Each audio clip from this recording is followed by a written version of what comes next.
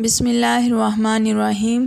مختار ثقفی کو حضرت عبداللہ بن زبیر رضی اللہ تعالیٰ عنہ نے کیوں قتل کروایا، اور جب مختار ثقفی کا سر عبداللہ بن زبیر رضی اللہ تعالیٰ عنہ کے سامنے پیش کیا گیا تو انہوں نے مختار کے بارے میں کیا فرمایا۔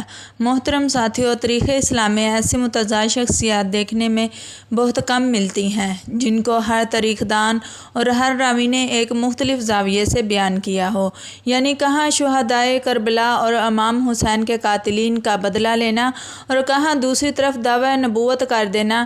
نبی صلی اللہ علیہ وآلہ وسلم کی اس حدیث کو مختار ثقفی کے ساتھ منسوب کرنا کہ نبی صلی اللہ علیہ وآلہ وسلم نے ارشاد فرمایا تھا کہ بنو ثقیف میں ایک کذاب اور ایک ظالم شخص ہوگا، اور اس کذاب کو مختار ثقفی قرار دینا۔ ہر تاریخ دان نے ان کے متعلق متضاد اور متصادم رائے بیان کی ہیں۔ آج کی ویڈیو میں مختار ثقفی کے بارے میں مختلف افواہوں اور غلط فہمیوں کا ازالہ کرنے کی کوشش کریں گے، اور متشدد روایوں اور تاریخ دانوں کی روایات کو بیان کرنے کے حقائق کو اور مختار کی شخصیت کو واضح کرنے کی کوشش کریں گے، اور ان کو کس نے اور کیوں شہید کیا یہ بھی بیان کریں گے۔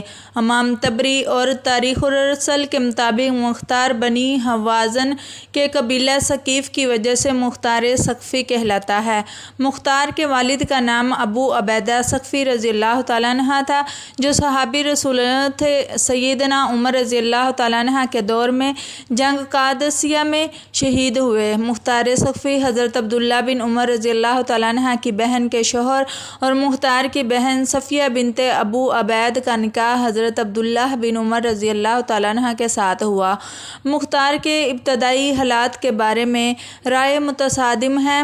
بچپن سے ہی مختار بہت حساس اور مختلف طبیعت کا مالک تھا۔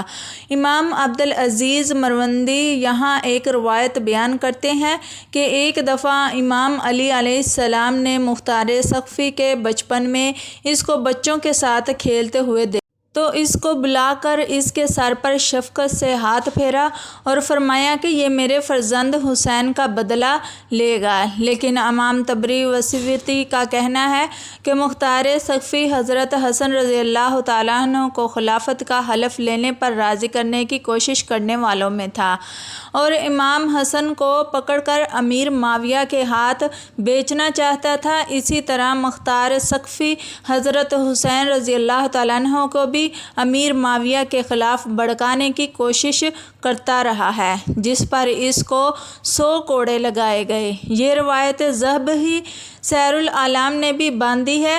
حضرت حسین رضی اللہ تعالیٰ عنہ کو کوفہ آنے کی دعوت دینے والوں میں بھی مختار شامل تھا، لیکن واقعہ کربلا میں کہا تھا اس میں کوئی بات یقینی نہیں ہے۔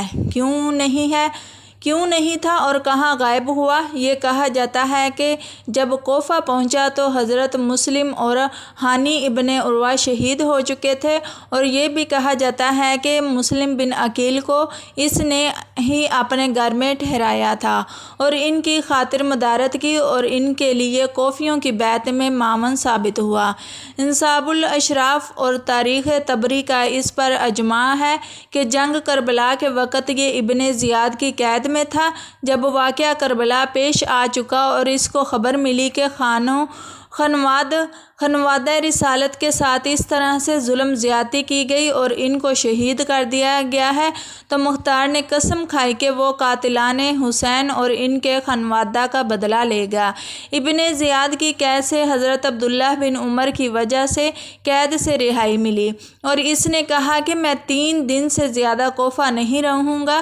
اس لیے مختار وہاں سے نکل کر مکہ مکرمہ آیا، اور اس نے حضرت عبداللہ بن زبیر رضی اللہ تعالیٰ عنہ کی بیعت کی۔ پھر یزید کی ہلاکت کے بعد بیعت توڑ کر واپس کوفہ آ گیا۔ ابن زبیر رضی اللہ تعالیٰ عنہ نے عبداللہ ابن متی کو کوفہ کا گورنر مقرر کیا، تو مختار نے اس سے مقابلہ کر کے کوفہ پر اپنی حکومت قائم کر لی۔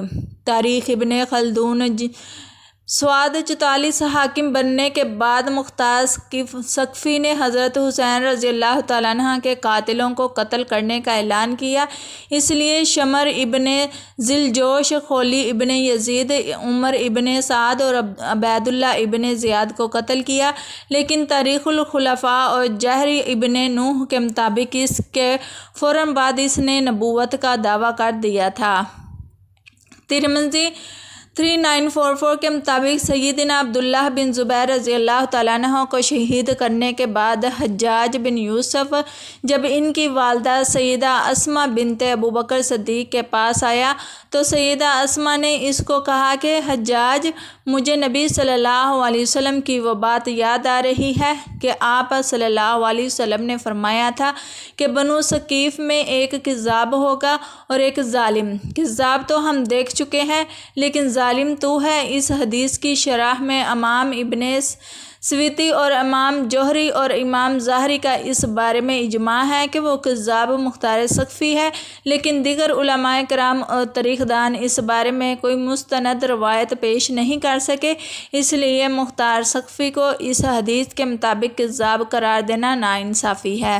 جب مختار کوفہ پر حکومت قائم کر چکا تھا تو قاتلان حسین کا بدلہ لینے کے بعد انتظامی امور میں ناکام رہا اور اس کی حکومت کمزور ہوتی چلی گئی، اور آخر کار حضرت عبداللہ بن زبیر رضی اللہ تعالیٰ عنہ کے بھائی حضرت مصعب بن زبیر رضی اللہ تعالیٰ عنہ جو بصرہ کے گورنر تھے، انہوں نے اپنی فوج لے کر کوفہ پر چڑھائی کی، مقابلہ ہوا اور مختار مارا گیا۔ اہل سنت اور اہل تشیع کے نزدیک اس کا اچھا کام حضرت حسین رضی اللہ تعالیٰ عنہ کے قاتلوں کا مارنا، مگر اہل سنت کے نزدیک قاتلان حسین سے بدلہ لینے کے ساتھ ساتھ مختار کا بدترین کام نبوت کا دعویٰ کرنا ہے۔ مختار ہجرت کے پہلے سال پیدا ہوئے۔ نقل ہوا ہے کہ مختار نے 13 سال کی عمر میں قادسیہ کی جنگوں میں سے جنگ جسر میں شرکت کی۔ کم عمری کے باوجود وہ میدان جنگ میں جانا چاہتے تھے، لیکن ان کے چچا سعد بن مسعود نے انہیں اس کام سے روکے رکھا۔ اس جنگ میں ان کے والد اور بھائی شہید ہوئے۔ مختار کے چچا سعد بن مسعود حضرت علی کی طرف سے مدائن میں گورنر تھے۔ انہوں نے خوارج کے ساتھ جنگ میں مختار کو مدائن میں اپنا جانشین مقرر کیا اور خود جنگ کے لیے نہروان کی طرف چل گئے۔ 18 ماہ کوفہ پر حکومت کے بعد آخر کار 14 رمضان سن 67 ہجری کو 67 سال کی عمر میں مصعب بن زبیر کے ہاتھوں قتل ہوئے۔ مصعب کے حکم پر مختار کا ہاتھ کاٹ کر مسجد کوفہ کی دیواروں کے ساتھ کیل لگایا گیا، لیکن جب حجاج بن یوسف کوفہ پر قابض ہوا تو چونکہ وہ بھی قبیلہ ثقیف سے تھا، اس بنا پر اس نے مختار کے ہاتھوں کو دفن کرایا۔ مختار کا مزار مسجد کوفہ سے متصل ہے۔ مختار ثقفی نے امام حسین کا بدلہ لینے کے لیے عبداللہ بن زبیر رضی اللہ تعالیٰ عنہ کی خلافت کے خلاف تلوار اٹھائی اور صرف اس نیت سے حکومت اور اقتدار حاصل کیا تاکہ وہ امام حسین علیہ السلام کے قاتلوں کا بدلہ لے سکے۔ اس کے لیے اس نے خلیفہ وقت یعنی عبداللہ بن زبیر رضی اللہ تعالیٰ عنہ کی افواج پر کوفہ پر حملہ کر کے حکومت حاصل کر لی، اور اس کے بعد اس نے مجرمین اہل بیت کو چن چن کر اصل جہنم کیا۔ اب چونکہ اس نے خلیفہ وقت کے خلاف علم و بغاوت بلند کر کے اقتدار حاصل کیا تھا، اس لیے حضرت عبداللہ بن رضی اللہ تعالیٰ عنہ نے کوفہ پر چڑھائی کی اور اپنے بھائی مصعب بن زبیر کی قیادت میں ایک لشکر روانہ کیا، جن کے ساتھ جنگ لڑتے لڑتے مختار ثقفی مارا گیا۔ جب مختار کا سر عبداللہ بن زبیر رضی اللہ تعالیٰ عنہ کے پاس پیش کیا گیا تو آپ نے فرمایا، بے شک جو کام مختار نے کیا وہ ہم بھی کرنا چاہتے تھے، لیکن اس کو اقتدار حاصل کرنے کے لیے اسلامی خلیفہ کے خلاف فتنہ انگیزی اور خون ریزی نہیں کرنی چاہیے تھی۔ اب بات کرتے ہیں مختار ثقفی پر لگنے والے الزامات کے بارے میں کہ انہوں نے دعوی نبوت کیا۔ امام طبری اور امام زہری ان روایات کو ضعیف سمجھتے ہیں، اور اس کے علاوہ ان پر یہ الزام لگایا جاتا ہے کہ انہوں نے امام حسن علیہ السلام کو امیر معاویہ کے ہاتھوں بیچنے کے لیے سازش تیار کی تھی، اور اس کے بعد امام حسین رضی اللہ تعالیٰ عنہ کو بھی یزید اور معاویہ کے خلاف بھڑکانے میں ان کا ہاتھ تھا۔ لیکن چونکہ یہ روایات ضعیف ہیں اور کربلا کے شہداء کا بدلہ لینے والی روایات مستند تاریخ دانوں نے بیان کی ہیں، اس لیے مختار کی شخصیت کا منفی پہلو زیادہ نمایاں نہیں سمجھا جاتا۔ مختار محبان اہل بیت سے تھے۔ ابن سویتی نے ان کے فضائل بھی لکھے، مثلاً جب امیر مختار نے عمر سعد اور ابن زیاد کے سر امام زین العابدین علیہ السلام کو بھیجے تو انہوں نے امیر مختار کے حق میں دعائے خیر کی۔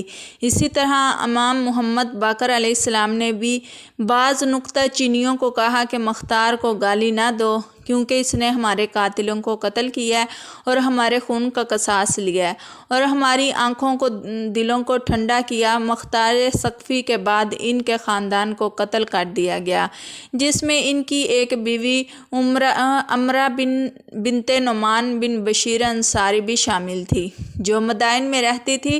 ان کو مصعب بن زبیر کے حکم پر قتل کیا گیا۔ ابن حاجر کی تصنیف تقابل ارحم میں ہے کہ مصعب نے مختار کی بیوی امرہ سے پوچھا کہ مختار کیسا شخص تھا، تو امرہ نے کہا خدا اس پر رحم کرے، وہ خدا کے نیک بندوں میں سے ایک بندہ تھا۔ پھر مصعب نے اسے قید کر لیا اور اپنے بھائی عبداللہ بن زبیر کو لکھا کہ اس نے دعویٰ کیا ہے کہ مختار نبی تھا، اور عبداللہ نے اسے جواب دیا کہ اسے نکال دو، تو مصعب نے اسے